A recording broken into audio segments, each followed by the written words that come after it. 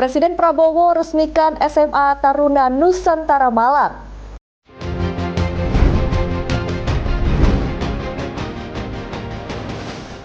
Peran seni rampak beduk.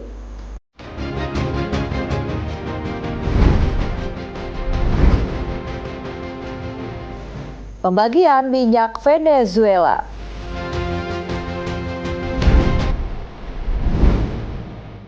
Halo, selamat malam pemirsa setia Berita Nasional TV. Senang sekali Berita Nasional Malam kembali hadir menyapa Anda. Selain 3 berita utama tadi, akan ada informasi lainnya dari dunia politik, ekonomi, hingga isu sosial yang sedang hangat diperbincangkan. Bersama saya, Restu Landari.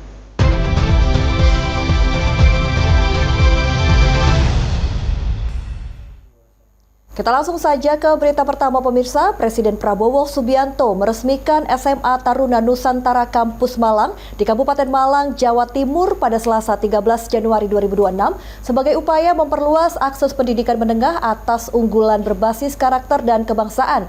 Sekolah ini diharapkan menjadi pusat pencetakan generasi muda unggul yang berdaya saing global dan berjiwa nasionalis. Pemukulan gong dan penanda tanganan prasasti.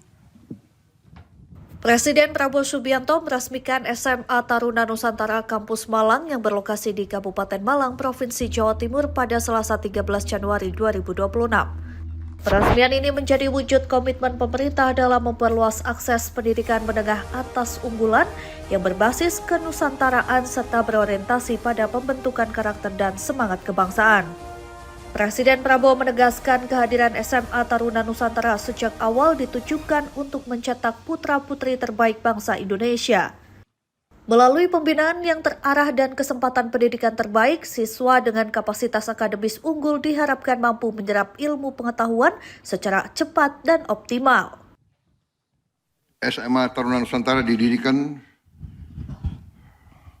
sekian puluh tahun yang lalu dengan maksud untuk mencari putra-putri bangsa Indonesia yang memiliki kapasitas akademis yang unggul untuk dibina, diberi kesempatan yang terbaik sehingga dapat meraih ilmu pengetahuan dengan cepat. SMA Taruna Nusantara Kampus Malang dibangun sejak November 2023 di atas lahan seluas 29,6 hektar. Sekolah ini dilengkapi dengan 30 ruang kelas dan menampung sebanyak 706 siswa yang berasal dari berbagai daerah di seluruh Indonesia, mencerminkan semangat kebinekaan dalam lingkungan pendidikan. Dalam proses pembelajaran SMA Taruna Nusantara Kampus Malang menerapkan integrasi 3 kurikulum, yaitu kurikulum nasional, kurikulum khusus SMA Taruna Nusantara, serta kurikulum internasional Cambridge. Peresmian ini menegaskan arah kebijakan Presiden Prabowo yang menempatkan pendidikan karakter sebagai fondasi utama pembangunan sumber daya manusia unggul menuju Indonesia yang berdaulat, maju, dan bermartabat. Tim Liputan Berita Nasional TV. Beralih ke informasi lain pemirsa, Menteri Keuangan Purbaya Yudi Sadewa akan memberikan sanksi tegas kepada pegawai Direktorat Jenderal Pajak yang terlibat penyelewengan termasuk dalam kasus dugaan suap yang saat ini sedang ditangani Komisi Pemberantasan Korupsi. Para pegawai yang terlibat akan dirumahkan dan dirotasi ke sejumlah daerah terpencil. Yo, kasih jalan. Operasi tangkap tangan terhadap 3 pegawai kantor pelayanan pajak Madya Jakarta Utara dan penggeledahan kantor Direktorat Jenderal Pajak Kementerian Keuangan oleh Komisi Pemberantasan Korupsi mendorong Menteri Keuangan Purbaya Yudi Sadewa mengambil sikap tegas. Purbaya yang ditemui di Jakarta Selatan Rabu pagi mengatakan akan mengevaluasi dan merotasi para pegawai yang terlibat penyelewengan. Namun keputusan terkait sanksi, termasuk rotasi yang diberikan akan mempertimbangkan tingkat pelanggaran yang dilakukan oleh pegawai. Menurut Purbaya, pegawai yang terlibat pelanggaran berat akan langsung dirumahkan, sementara pegawai dengan kategori pelanggaran sedang dan ringan akan dirotasi ke sejumlah daerah terpencil di Indonesia. Persebaya menghormati proses hukum yang sedang berjalan di KPK dan pihaknya tetap akan memberikan pendampingan hukum terhadap para tersangka. Di KPK kemarin. Emang kenapa? Terkait. Ya, mungkin aja ada pelanggarannya, lihat aja proses hukumnya seperti apa. Oke, makasih. Tapi yang jelas kan ini, geledah, periksa. Tapi yang kalau saya ditanya kenapa kamu bilang kamu akan menemani hukum, pasti mendampingi secara hukum. Itu kan pasti pegawai keuangan sebelum dia diputuskan bersalah di pengadilan, yang masih pegawai keuangan. Jadi kan kita dampingi terus, tapi nggak ada intervensi dalam pengertian saya datang ke mereka stop ini stop itu. Sebelumnya KPK menetapkan 5 orang sebagai tersangka termasuk Kepala Kantor Pelayanan Pajak atau KPP Madya Jakarta Utara Dwi Budi terkait kasus dugaan suap pemeriksaan pajak. Dari hasil pengembangan, KPK kemudian menggeledah kantor Ditjen Pajak Kementerian Keuangan dan menyita uang, dokumen, dan barang bukti elektronik terkait dengan perkara yang sedang ditangani. Dari Jakarta, Theo Fandi, Berita Nasional TV.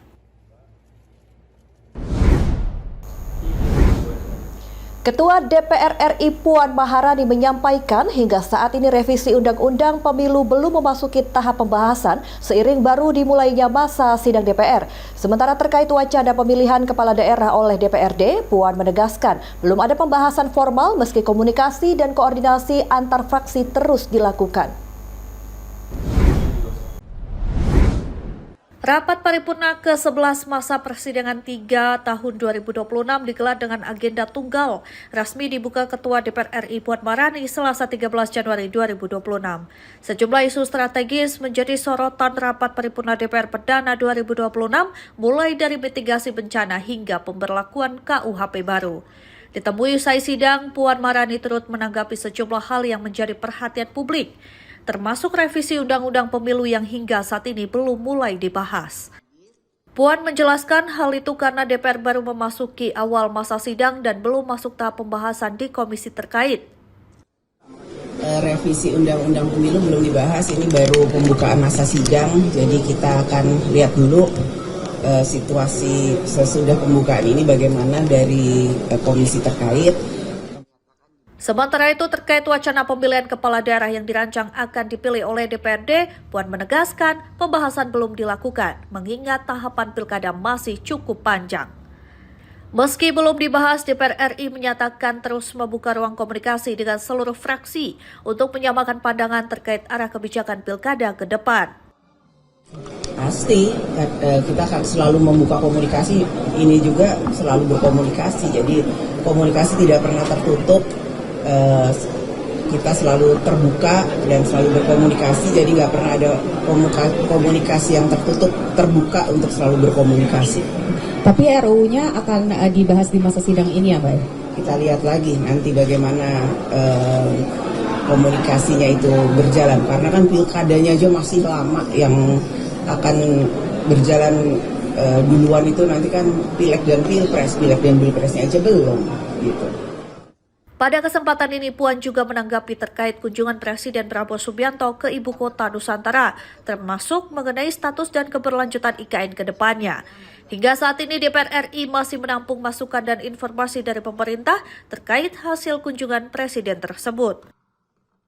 Terkait dengan Pak Prabowo mengunjungi IKN, tentu saja kita akan menampung masukan atau kemudian informasi yang nanti yang didapat dari pemerintah terkait dengan kunjungan Bapak Presiden. Rapat paripurna pembukaan masa persidangan 3 tahun sidang 2025-2026 menjadi momen awal pelaksanaan tugas dan fungsi DPR RI pada periode ini. DPR menyatakan akan menjalankan agenda kerja sesuai mekanisme perundang-undangan yang berlaku. Tim Liputan Berita Nasional TV.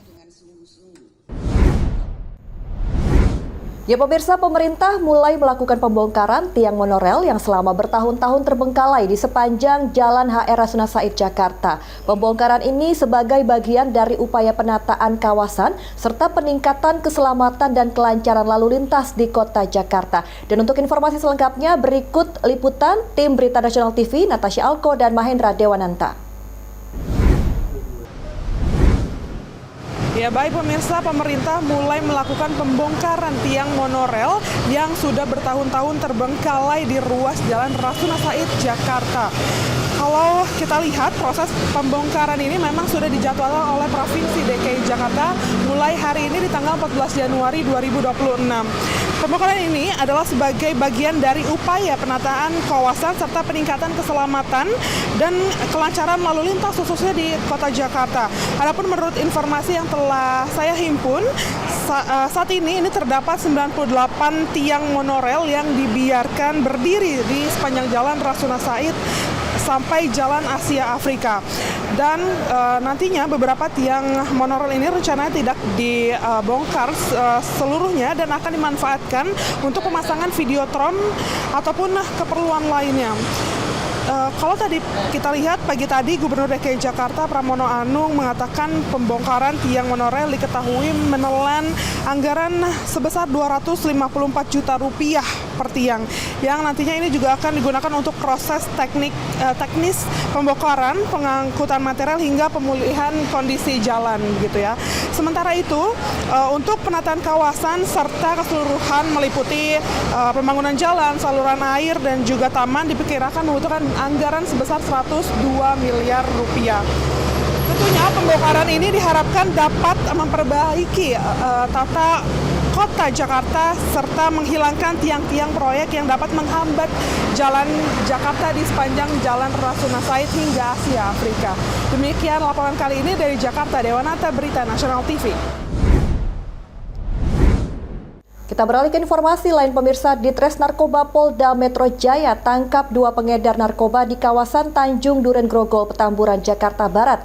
Dari penangkapan sepasang kekasih ini, petugas mengamankan barang bukti narkoba jenis sabu dan puluhan cartridge vapes yang berisikan etomidate atau sejenis obat penenang.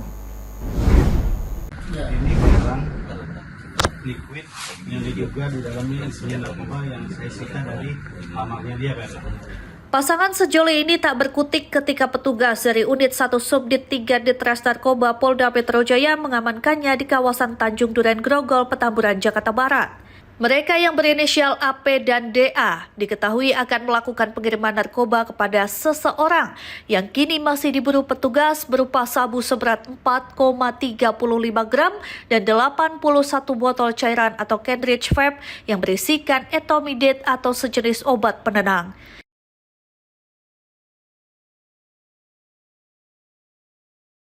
Kedua pelaku mengkamuflase narkoba yang akan mereka kirim tersebut dengan paket barang lainnya melalui jasa pengiriman online. Dan guna mengembangkan kasus peredaran narkoba ini, kedua pelaku kini ditahan dan menjalani pemeriksaan intensif di Ditres Narkoba Polda Metro Jaya. Ditres Narkoba Polda Metro Jaya telah menangkap 2 orang dengan inisial AP jenis kelamin laki-laki dan DA jenis kelamin perempuan yang sedang melakukan pengiriman narkotika berupa sabu seberat 4,35 gram dan 81 cartridge yang berisikan etomidate. Dari Jakarta, Theo Fandi, Berita Nasional TV. 23 sabunya ada. Pemirsa, tetaplah bersama kami karena usai jeda Berita Nasional Malam akan hadirkan informasi kesenian rampak beduk yang syarat akan nilai sejarah. Berita Nasional Malam segera kembali.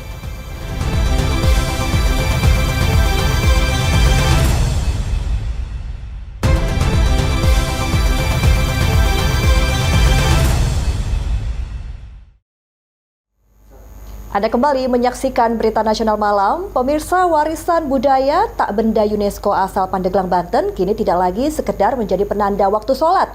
Kesenian rampak beduk yang syarat akan nilai sejarah dan ketangkasan kini bertransformasi menjadi pertunjukan kolosal yang memukau mata dunia. Dan berikut ulasan selengkapnya untuk Anda.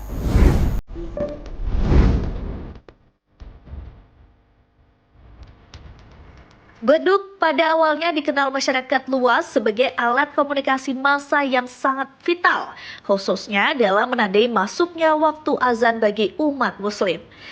Namun lebih dari itu, pada masa lampau, beduk juga berfungsi sebagai alarm tanda bahaya, memanggil warga untuk berkumpul hingga pemberitahuan kabar duka cita kepada masyarakat sekitar. Keberadaannya yang sentral menjadikannya simbol pemersatu di tengah pemukiman warga.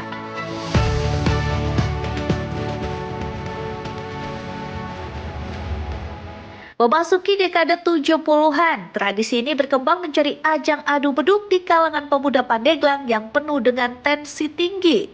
Persaingan memukul beduk yang diselingi candaan dan celaan tak jarang berujung pada bentrokan fisik yang unik, di mana beduk bahkan dijadikan senjata lontar.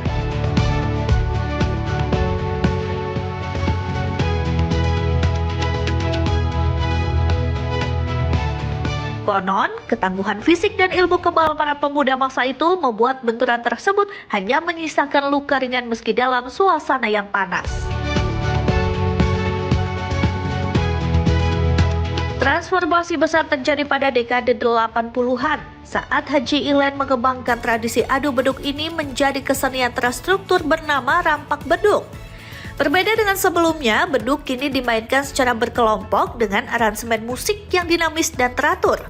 Gerakan para pemukulnya pun dipadukan dengan unsur seni bela diri silat, menciptakan sebuah harmoni antara kekuatan fisik, ketangkasan, dan estetika seni yang luar biasa.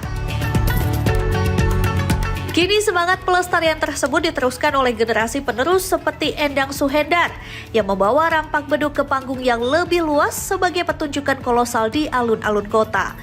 Keberhasilan ini pun berbuah manis dengan pengakuan resmi dari UNESCO sebagai warisan budaya tak benda.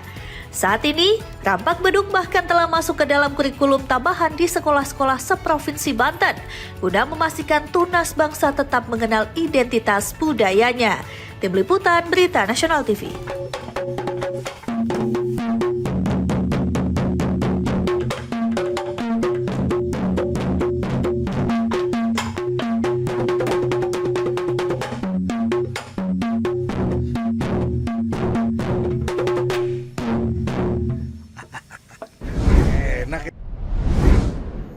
Kita beralih ke informasi lain pemirsa, seorang gadis sekolah dasar di Titipapan Medan menjadi korban aksi pembobolan rumah yang berujung pada insiden memilukan.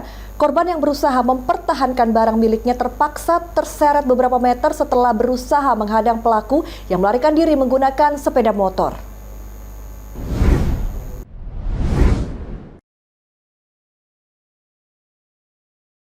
Dalam sebuah rekaman CCTV yang kini tengah viral di media sosial, terlihat jelas detik-detik menegangkan saat seorang gadis kecil berusaha menghentikan aksi pencurian di kediamannya.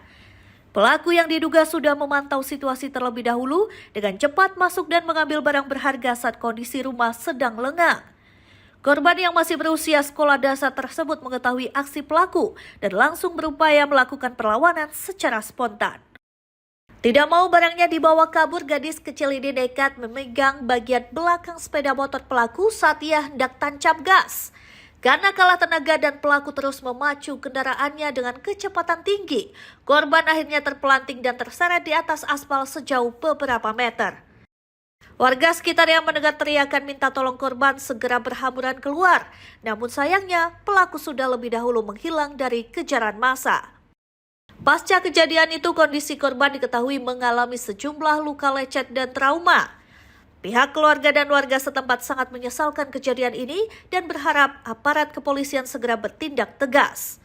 Saat ini bukti rekaman CCTV telah diserahkan kepada pihak berwajib sebagai bahan penyelidikan lebih lanjut untuk mengidentifikasi identitas dan keberadaan pelaku.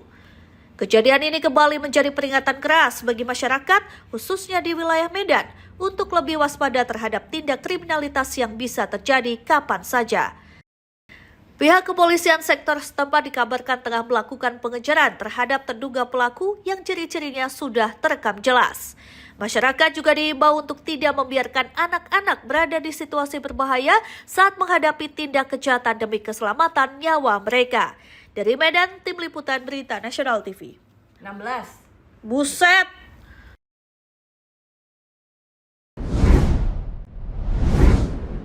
Ya pemirsa, seorang pria berinisial E nekat membakar rumah kekasihnya di Kabupaten Tulung Agung. Aksi nekat ini diduga dipicu oleh rasa cemburu setelah pelaku mendapati sang kekasih berjalan bersama pria lain.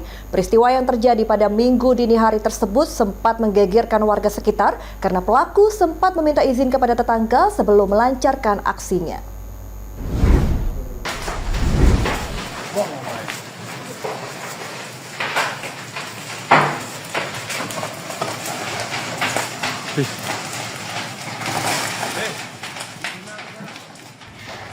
Api dengan cepat melalap seluruh bangunan rumah milik Henik Istiani, seorang wanita berusia 41 tahun, warga desa Ngantru, Kabupaten Tulungagung. Kejadian yang berlangsung pada pukul 2.30 dini hari waktu Indonesia Barat ini bermula saat pelaku berinisial E yang merupakan kekasih korban mendatangi lokasi dengan membawa bahan bakar. Tanpa ragu, pelaku menyiramkan cairan mudah terbakar tersebut ke bagian depan rumah hingga api membumbung tinggi ke udara. Ada hal yang tidak lazim dalam peristiwa ini, di mana sebelum membakar rumah, pelaku diketahui sempat menemui tetangga korban. Kepada saksi, pelaku secara terang-terangan menyampaikan niatnya untuk membakar rumah tersebut dengan alasan sakit hati yang mendalam. Warga yang terkejut tidak sempat mencegah aksi pelaku, karena api sudah terlanjur membesar dan merembet ke bagian atap bangunan yang sebagian besar berbahan kayu. Berdasarkan keterangan sementara dari pihak kepolisian, motif utama pelaku adalah api cemburu yang membara. Pelaku menduga kekasihnya telah berselingkuh setelah ia melihat secara langsung korban sedang berjalan berdua dengan pria lain beberapa waktu sebelumnya. Rasa kecewa dan emosi yang tidak terkontrol akhirnya membuat pria berusia 46 tahun ini gelap mata hingga nekat melakukan tindakan kriminal yang membahayakan nyawa orang lain. Kini rumah milik Henik ludes, tak bersisa dan hanya menyisakan puing-puing bangunan yang hangus terbakar. Pihak kepolisian dari Polres Tulungagung telah mengamankan lokasi kejadian untuk melakukan olah tempat kejadian perkara atau TKP. Sementara itu, petugas tengah melakukan pengejaran terhadap pelaku yang melarikan diri sesaat setelah api membesar untuk mempertanggungjawabkan perbuatannya di hadapan hukum.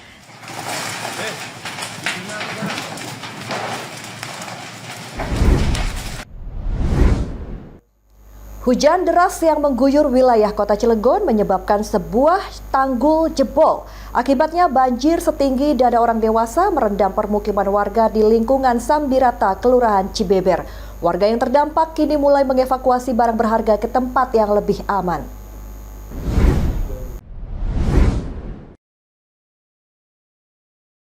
Intensitas hujan yang sangat tinggi sejak Minggu pagi membuat debit air sungai meluap secara drastis. Kondisi ini diperparah dengan jebolnya dinding tanggul penahan air yang tidak mampu menahan terjangan arus yang sangat kuat. Dalam waktu singkat, air langsung masuk ke area permukiman warga di lingkungan Sambirata, Kecamatan Cibeber, dengan ketinggian mencapai 1 hingga 1,5 meter. Warga yang terkejut dengan datangnya air secara tiba-tiba berusaha menyelamatkan diri dan anggota keluarga mereka. Banyak warga yang terpaksa menerjang banjir setinggi dada untuk keluar dari rumah menuju titik pengungsian. Sejumlah perabotan rumah tangga dan kendaraan milik warga tidak sempat diselamatkan karena cepatnya volume air yang masuk ke dalam bangunan. Petugas gabungan dari BPBD dan relawan setempat segera dikerahkan ke lokasi untuk membantu proses evakuasi, terutama bagi kelompok rentan seperti lansia dan anak-anak. Menggunakan perahu karet, petugas menyisir gang-gang sempit di wilayah Sambirata untuk memastikan tidak ada warga yang terjebak dalam rumah. Meski air sempat bertahan cukup lama, petugas terus berupaya melakukan penyedotan menggunakan mesin pompa. Hingga Minggu sore, warga masih bertahan di tempat yang lebih tinggi sambil menunggu air surut. Masyarakat berharap pemerintah Kota Cilegon segera melakukan perbaikan permanen pada tanggul yang jebol agar kejadian serupa tidak terulang kembali saat hujan deras melanda. Kewaspadaan juga terus ditingkatkan mengingat perakiraan cuaca menunjukkan potensi hujan masih akan terjadi dalam beberapa hari ke depan. Tim Liputan, Berita Nasional TV.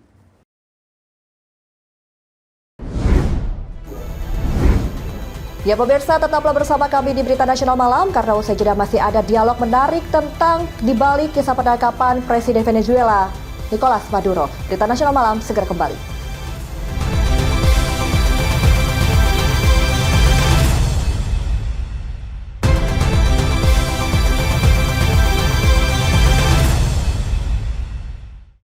Kita beralih ke informasi mancanegara pemirsa. Presiden Amerika Serikat Donald Trump mengklaim Amerika Serikat akan dapat 30 juta hingga 50 juta barel minyak dari Venezuela. Menurut Trump, hasil penjualan minyak tersebut akan digunakan untuk kepentingan rakyat kedua negara. Presiden Amerika Serikat Donald Trump mengatakan Venezuela akan memasok 30 juta hingga 50 juta barel minyak ke Amerika Serikat sesuai harga pasar. Lebih jauh, Trump berjanji hasil penjualan minyak tersebut akan digunakan untuk kepentingan rakyat kedua negara. Pernyataan tersebut disampaikan pada Selasa 6 Januari 2026 saat eskalasi ketegangan politik dan keamanan antara Washington dan Caracas.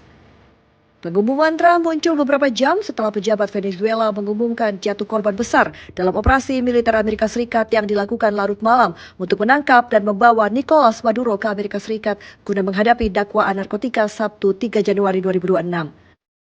Otoritas Caracas menyebut setidaknya 24 aparat keamanan Venezuela tewas. Mengenai minyak, Venezuela memiliki cadangan minyak terbesar di dunia. Venezuela saat ini memproduksi sekitar 1 juta barel per hari, jauh di bawah produksi Amerika Serikat mencapai hampir 14 juta barel per hari. Berdasarkan data US Energy Information Administration, volume 30 hingga 50 juta barel minyak setara sekitar 2 hingga 2,5 hari konsumsi minyak Amerika Serikat yang rata-rata mencapai 20 juta barel per hari.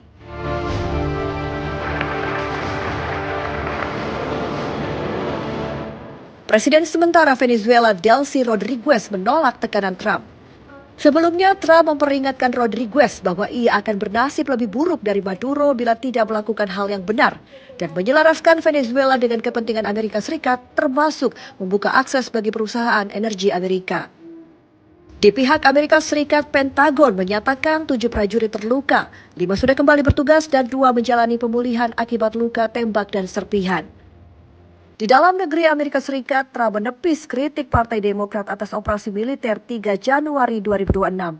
Ia menegaskan pemerintahan sebelumnya juga menyerukan penangkapan Maduro atas tuduhan narkoterorisme. Maduro didakwa di Amerika Serikat pada 2020 dalam perkara perdagangan kokain lintas negara. Hadiah informasi penangkapan Maduro kemudian dinaikkan dan pemerintahan Trump menggandakan menjadi 50 juta dolar Amerika Serikat.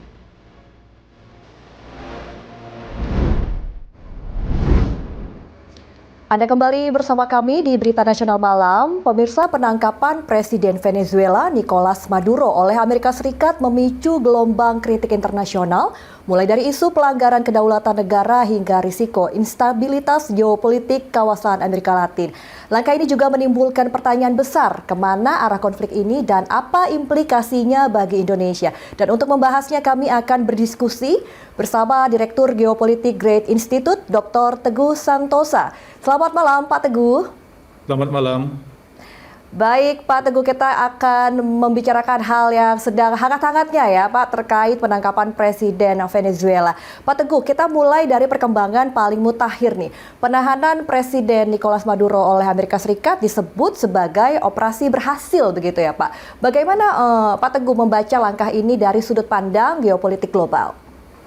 Ya, saya pikir ini adalah puncak dari dilema yang cukup lama dihadapi oleh Amerika Serikat ya. Mereka kehilangan kemampuan untuk mengontrol Venezuela sejak Hugo Chavez memimpin Venezuela tahun 1999. Nah, mengapa Venezuela ini penting? Karena kita bisa lihat bahwa dia berada persis di selatan Amerika Serikat, ya, di Lautan Karibia. Di situ ada Kuba juga di antara Venezuela dan Amerika Serikat. Nah, Amerika Serikat tidak bisa mengontrol sejak tahun 99 sehingga akhirnya Venezuela ini menjadi sangat akrab dengan negara-negara yang menjadi kompetitor Amerika Serikat di panggung global. Nah, ini adalah dilema yang dihadapi oleh Amerika Serikat. Di sisi lain, Venezuela juga menghadapi dilema yang sama ya, karena begitu mereka memutuskan kerjasama ekonomi dengan Amerika Serikat di sektor minyak ya, di sektor minyak, mereka menghadapi persoalan terkait dengan kemampuan mereka untuk memaksimalkan produksi minyak Venezuela, karena teknologi yang mereka gunakan adalah teknologi Amerika Serikat. Sehingga akhirnya walaupun mereka merupakan negara dengan cadangan minyak terbesar di dunia yang sekarang sedang dibicarakan, tetapi mereka memiliki kemampuan yang cukup rendah untuk memaksimalkan potensi minyak yang mereka miliki itu. Akhirnya ya minyak mereka makin hari kemampuannya semakin menurun ya, dan ini berdampak tentu saja pada pembangunan, sehingga akhirnya tingkat kemiskinan juga tidak turun signifikan atau barangkali malah melebar gitu ya, kesenjangan ekonomi, dan ini tentu memunculkan pro kontra di tengah masyarakat Venezuela terhadap pemerintahan Maduro yang berkuasa sampai dia diambil Sabtu minggu lalu. Oke, baik Pak Teguh. Berarti kalau bisa dibilang motif utamanya adalah minyak begitu ya? Karena kan kalau pemerintah Amerika Serikat menyebut saya, motif utamanya bukan minyak. Kalau menurut saya motif utamanya tadi terkait adalah isu narkotika atau bagaimana? Bukan, motif utamanya adalah keamanan. Keamanan, oke. Ya, security. Karena akhirnya Venezuela yang berada persis di katakanlah halaman belakang gitu ya, kalau kita mau gunakan istilah itu. Karena Venezuela yang berada di halaman belakang Amerika Serikat ini pada akhirnya memiliki hubungan yang cukup signifikan dengan negara-negara yang sering kita sebut sebagai kompetitor utama Amerika Serikat di global seperti Rusia, Cina, juga Iran begitu. Nah itu saya kira motif utamanya soal keamanan. Kalau soal minyak ya tentu saja faktanya Venezuela memang memiliki minyak yang cukup besar ya. Tetapi saya kira Amerika Serikat juga tidak kekurangan minyak selama Venezuela tidak berada dalam kontrol mereka itu. Nah kalau soal narkotika ini kan tentu menjadi hal yang debatable ya. Ini menjadi hal debatable. Apakah memang pemasok narkoba ke Amerika Serikat itu paling besar dari Venezuela atau tidak? Nah ini nanti yang perlu dibuktikan dalam persidangan Nicolas Maduro dan istrinya Cilia Flores di New York nanti begitu. Oke, baik Pak Teguh. Ini kan tanpa mandat PBB dan juga tanpa persetujuan Venezuela, banyak pihak menilai langkah ini melanggar hukum internasional. Maksudnya penangkapan dari Maduro sendiri. Sejauh ini, sejauh mana tindakan Amerika Serikat ini bisa dikategorikan sebagai pelanggaran kedaulatan negara, Pak? Ya, kalau apa yang dilakukan oleh Amerika Serikat sudah pasti dan semua saya kira sudah setuju bahwa ini adalah pelanggaran ya terhadap kedaulatan satu negara gitu. Jadi kalau misalnya kita memperhatikan sidang Dewan Keamanan PBB yang dilaksanakan hari Senin lalu tanggal 5 Januari, di situ ada tiga varian sikap saya kira ya. Ada tiga varian sikap untuk dua isu utama. Isu utama pertama adalah tentang cara yang digunakan Amerika Serikat untuk melakukan penangkapan. Ini cara yang tadi sudah sama-sama kita katakan, cara yang melanggar hukum internasional. Nah yang kedua isunya adalah tentang tuduhan-tuduhan yang dialamatkan kepada Maduro, baik dia pemerintah atau presiden yang tidak legitimate, kemudian dia melanggar HAM, juga isu yang terkait dengan keterlibatan dia dalam kartel narkoba ke Amerika Serikat. Jadi dua isu utama itu menghasilkan tiga varian sikap di kalangan negara-negara yang terlibat dalam perbincangan di Dewan Keamanan PBB kemarin. Saya bisa katakan bahwa misalnya varian pertama itu ada negara yang mengecam Amerika Serikat, juga mengecam tuduhan yang dialamatkan Amerika Serikat kepada Maduro. Tetapi ada juga negara yang mereka mengecam pelanggaran hukum internasional yang dilakukan oleh Amerika Serikat, tetapi secara substansi mereka setuju bahwa Maduro tadi punya masalah dengan legitimasi kekuasaannya, terlibat dalam kartel dan seterusnya. Nah ada juga varian yang ketiga yang mereka setuju dengan cara Amerika Serikat melanggar hukum internasional, juga setuju dengan semua tuduhan-tuduhan itu. Jadi inilah sekarang variasi dari sikap negara-negara di PBB umumnya yang saya perhatikan terkait dengan isu Venezuela ini. Oke, baik. Dengan adanya variasi-variasi tersebut, lalu kedepannya apa yang seharusnya mungkin dilakukan oleh PBB begitu, Pak? Saya kira kalau tentang pelanggaran kedaulatan negara, Amerika Serikat sudah terlalu sering melakukannya, ya. Dan kecaman terhadap setiap pelanggaran yang mereka lakukan juga pasti akan disampaikan, ya. Tetapi kan kita memang tidak bisa melihat ada satu upaya untuk menghentikan atau membuat Amerika Serikat katakanlah misalnya menyampaikan permohonan maaf atau kemudian mengkoreksi dan merevisi tindakannya. Itu kan tidak pernah terjadi. Itu kalau soal itu ya. Nah sekarang yang perlu diperhatikan barangkali adalah dampaknya. Dampaknya ini yang bisa membuat kecurigaan yang semakin besar di antara superpower ya, baik itu Rusia, Cina, tentu saja Amerika Serikat. Ya. Dan turunannya yang kita khawatirkan adalah aksi-aksi serupa yang dilakukan oleh masing-masing superpower ini terhadap negara-negara yang selama ini mereka tekan gitu ya. Ya kita sudah lihat misalnya Rusia menginvasi Ukraina begitu ya. Kemudian juga kita lihat bagaimana Republik Rakyat Cina masih bersitegang dengan Republik Cina atau Taiwan sampai sekarang ya. Ada kekhawatiran juga tentang hal itu. Walaupun untuk masing-masing kasus kita bisa perdebatkan lagi, kita bisa bincangkan lagi mengenai kemungkinan-kemungkinannya. Oke, cukup menarik sekali ya Pak ya. Baik, selanjutnya Pak, dengan Presiden Venezuela yang kini ditahan dan ketegangan juga terus meningkat, apakah masih terbuka peluang penyelesaian melalui meja perundingan atau justru konflik berpotensi semakin membesar seperti tadi ada dampak bagi Rusia, kemudian Cina dan sebagainya Pak? Ya kalau kita perhatikan sampai hari ini kan sekarang Venezuela dipimpin oleh Presiden sementara Delcy Rodriguez yang tadinya adalah wakil presiden begitu ya. Dan terlihat juga bahwa Delcy telah melakukan komunikasi dengan pihak-pihak di Amerika Serikat. Bahkan dalam jumpa pers yang dilakukan oleh Donald Trump di hari Sabtu siang waktu setempat, dia juga sudah menyebutkan bahwa Menteri Luar Negeri Rubio Amerika Serikat telah melakukan pembicaraan dengan Presiden sementara Venezuela. Dan saya kira kelihatannya memang Venezuela juga membutuhkan satu permainan baru sehingga apa yang sudah terjadi ini tidak berdampak semakin buruk, tetapi bisa membawa ke arah yang lebih baik ya. Nah, tentu saja kita juga mesti memastikan bahwa Maduro yang sekarang berada dalam pengadilan, dalam tahanan dan dalam sistem pengadilan di Amerika Serikat mendapatkan hak-haknya ya, dan tuduhan-tuduhannya kemudian bisa dibuktikan di pengadilan. Oke, baik Pak Teguh, selanjutnya Indonesia sendiri kan menganut politik luar negeri bebas aktif. Nah, dalam situasi terbaru ini, sikap dan langkah konkret apa yang seharusnya diambil oleh pemerintah Indonesia? Saya kira sikap pemerintah kita cukup jelas ya, bahwa ini adalah masalah internal yang terjadi di masing-masing negara, di antara dua negara. Sikap pemerintah kita melalui Kemlu beberapa hari lalu juga sudah ditegaskan meminta agar semua pihak mengedepankan dialog begitu ya. Nah itu yang pertama yang harus dilakukan karena kita menyadari realita politik global saya kira sudah sering hal ini terjadi dan kecaman-kecaman tentu bagus ya untuk menyadarkan, tetapi yang paling penting hari ini saya kira adalah membicarakan tentang apa yang seharusnya dilakukan setelah ini terjadi ya. Saya hendak mengutip kekhawatiran Sekjen PBB Antonio Guterres ketika pesannya dibacakan dalam sidang Dewan Keamanan PBB malam itu. Dia khawatir dengan instabilitas politik di Venezuela. Nah, jadi saya kira sekarang masyarakat internasional mesti bekerja dengan serius untuk mencegah terjadi instabilitas politik yang bergerak ke arah yang merugikan, berdampak sangat serius di tengah masyarakat Venezuela.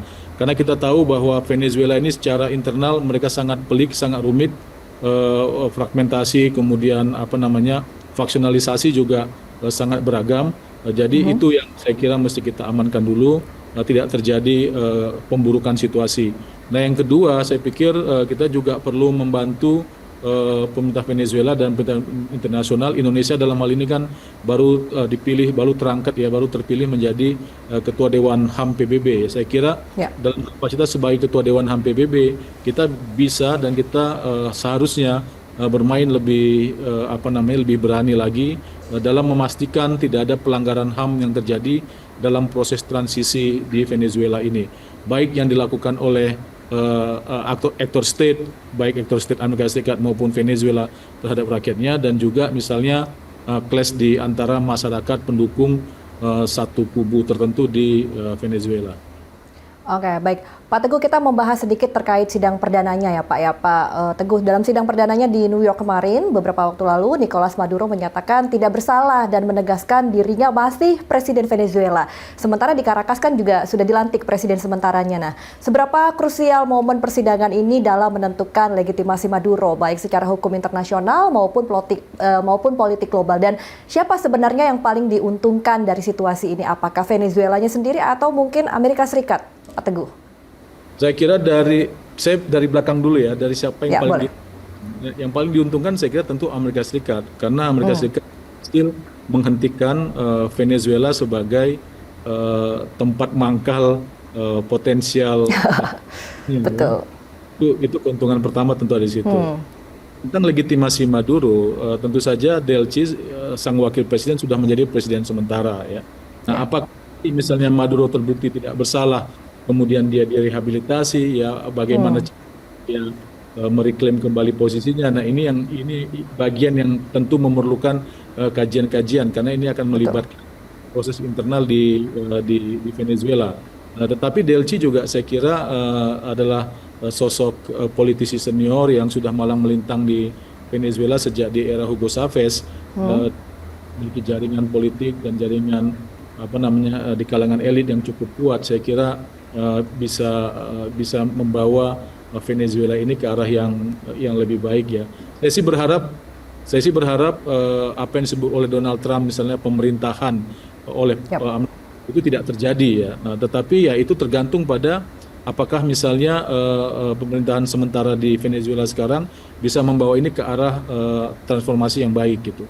Kalau misalnya terjadi instabilitas yang semakin memburuk, ya tentu nanti akan jadi persoalan baik bagi Amerika Serikat juga baik bagi negara-negara tetangga ya, negara-negara tetangga Venezuela. Karena selama ini saja misalnya sejak krisis ekonomi terjadi di Venezuela, negara-negara tetangga itu kan terimbas oleh arus pengungsi yang meninggalkan Venezuela biarkah menuju ke negara-negara lain gitu ya. Oke, baik. Tadi cukup menarik terkait negara-negara. Boleh terakhir Pak melihat respon negara-negara lain dan kondisi Venezuela saat ini, apa harapan dan himbauan Pak Teguh sendiri agar konflik ini tidak meluas dan berdampak lebih luas pada stabilitas global, Pak? Ya, Venezuela ini negara yang kaya. Ya, saya kira apa yang dicita-citakan oleh Hugo Chavez dan kemudian coba dilanjutkan oleh Maduro itu juga benar ya.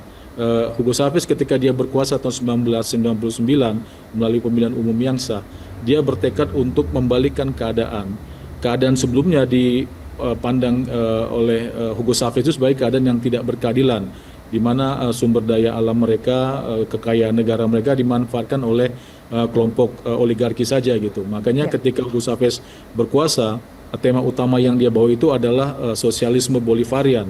Sosialisme Bolivarian ini hendak mengembalikan kekayaan alam kepada rakyat Venezuela. Nah, itu mimpinya, kan itu mimpi yang bagus. Cuma memang mimpi yang bagus ini tidak mudah juga untuk diwujudkan, karena tentu saja ketika dia melakukan nasionalisasi perusahaan-perusahaan minyak asing itu banyak yang protes ya, pihak asing juga pasti protes, perusahaan-perusahaan minyak itu protes gitu ya, karena mereka tentu menginginkan keuntungan maksimal juga. Nah, karena situasinya memburuk dengan katakanlah multinational corporation yang sebelum itu menguasai Venezuela, maka mau tidak mau memang Hugo Chavez dan juga Maduro kemudian berusaha untuk mencari teman-teman baru ya di global. Nah, cuma memang teman-teman barunya ini punya masalah dengan Amerika Serikat, sehingga ya itulah dilema yang dihadapi oleh Venezuela. Nah, juga misalnya soal sektor perminyakan. Sebelum Hugo Chavez berkuasa, instalasi infrastruktur minyak di Venezuela itu dibangun oleh Amerika Serikat. Nah, tetapi ketika mereka memutuskan hubungan dengan Amerika Serikat, maka dengan sendirinya infrastruktur perminyakan mereka juga menghadapi masalah yang cukup serius terkait kemampuan atau kinerjanya, karena semakin lama kan teknologinya semakin ketinggalan dan rusak alat-alatnya. Nah, karena alat-alatnya ini semakin rusak, maka kemampuan mereka untuk lifting minyak tidak begitu maksimal. Nah, terjebaklah mereka dengan dilema ini. Akhirnya mereka harus menjual minyaknya dalam situasi crude oil ke negara-negara sahabat baru mereka, yaitu Rusia dan Cina, yang mendapatkan keuntungan paling banyak dari situasi selama ini di Venezuela. Nah, ini dilema Venezuela. Tadi dilema Amerika Serikat kita kan sudah sama-sama lihat ya. Jadi ada dua negara yang masing-masing menghadapi dilema dan mereka sayangnya berseberangan ada yang sama, sehingga mereka khawatir Venezuela bisa menjadi pintu masuk bagi lawan mereka. Wah, ini dilema, bukan dilema percintaan ya, tapi dilema yang berseberangan antar dua negara yang punya power ya Pak ya. Oke, baik, terima kasih Pak Teguh Santosa, Direktur Geopolitik Great Institute atas pemaparannya yang luar biasa. Selamat malam Pak. Selamat malam, terima kasih. Ya, pemirsa, penahanan dan persidangan Presiden Venezuela Nicolas Maduro bukan hanya soal hukum ya, tapi juga membuka babak baru ketidakpastian politik di Venezuela dan juga kawasan sekitarnya. Bagi Indonesia tentunya sikap yang perlu dijaga adalah tetap konsisten pada politik luar negeri bebas aktif, menghormati kedaulatan negara, serta mendorong penyelesaian konflik melalui dialog dan jalur damai. Baiklah pemirsa, Berita Nasional Malam segera kembali usai jeda dengan informasi menarik lainnya. Tetaplah di Berita Nasional TV.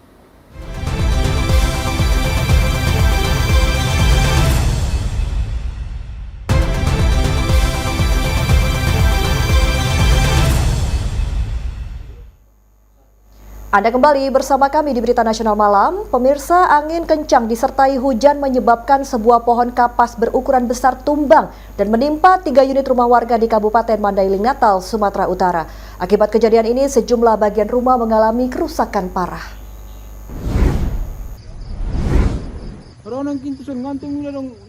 Beginilah kondisi 3 rumah warga di Kelurahan Panyabungan 3, Kecamatan Panyabungan, Kabupaten Mandailing Natal yang rusak parah setelah tertimpa pohon kapas berukuran besar. Pohon tersebut tumbang diduga akibat akarnya sudah lapuk dan tidak mampu menahan terpaan angin kencang disertai hujan lebat. Batang pohon menghantam atap dan dinding rumah, menyebabkan sebagian bangunan yang terbuat dari papan rusak. Saat kejadian, para pemilik rumah sedang tidur dan hanya mendengar suara dentuman keras. Menyadari atap dan dinding rumah telah dihantam pohon, mereka langsung menyelamatkan diri bersama anak-anak dan berlari keluar rumah. Beruntung dalam peristiwa ini tidak ada korban jiwa. Jatuh tiba-tiba pohon itu. Ada hujan nggak? Iya, ada hujan. Angin? Angin ada juga. Kuat anginnya, Kak? Enggak pala kuat. Memang pohon ini udah ada nggak sebelumnya kakak curigai mau jatuh atau gimana, Kak? Enggak ada. Nggak dilihat-lihat? Enggak. Terus kakak waktu kejadian di mana? Di rumah sama anak-anak semua, iya. Terus gimana kedengarannya, Kak? Gemuruh atau gimana? Iya, gemuruh juga, Bang.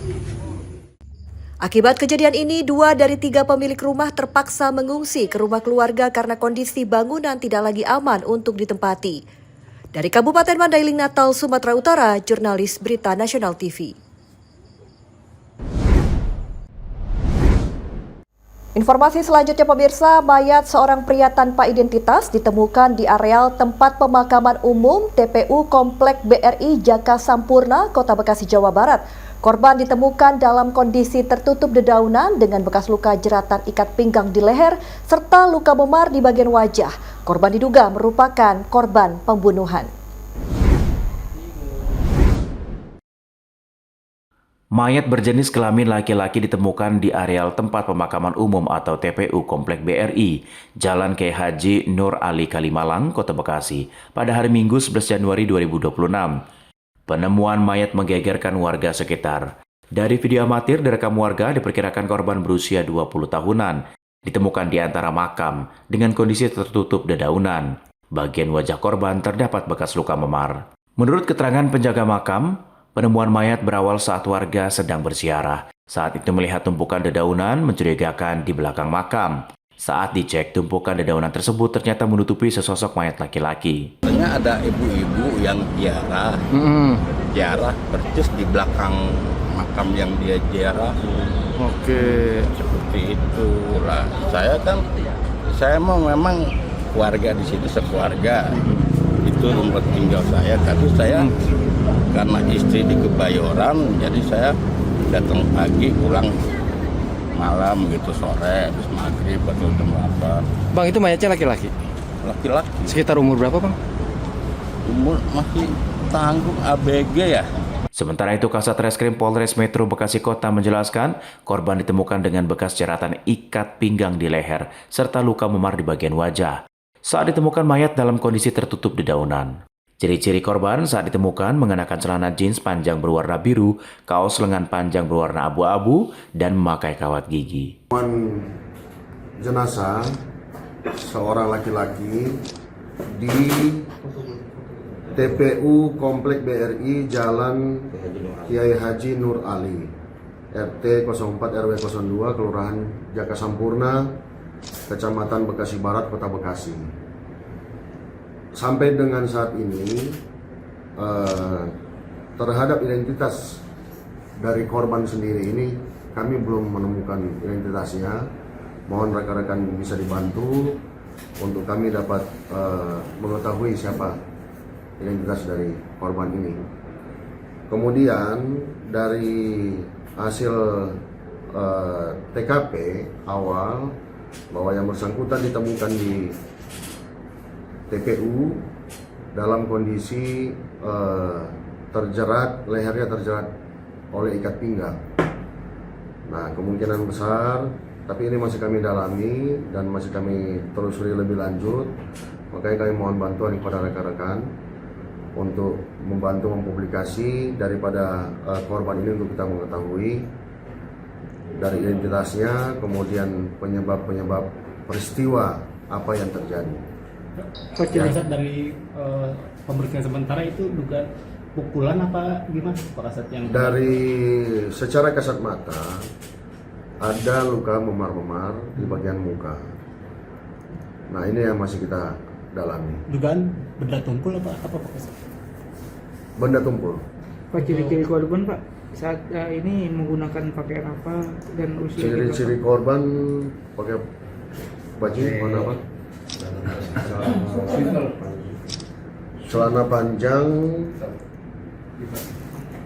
Celana panjang blue jeans, kaos lengan panjang abu-abu. Usai penemuan mayat, polisi memasang garis polisi. Selanjutnya jenazah dievakuasi di Rumah Sakit Polri Kramat Jati, Jakarta Timur untuk proses identifikasi dan penyelidikan lebih lanjut. Selanjutnya kasus ini ditangani Polsek Bekasi Barat bersama Polres Metro Bekasi Kota dan Polda Metro Jaya. Dari Bekasi, Muhammad Ridwan, Berita Nasional TV. Ya pemirsa, demikian Berita Nasional Malam telah menemani Anda. Saya Restu Andari beserta kru yang bertugas pamit undur diri. Selamat malam, selamat beristirahat, dan sampai jumpa.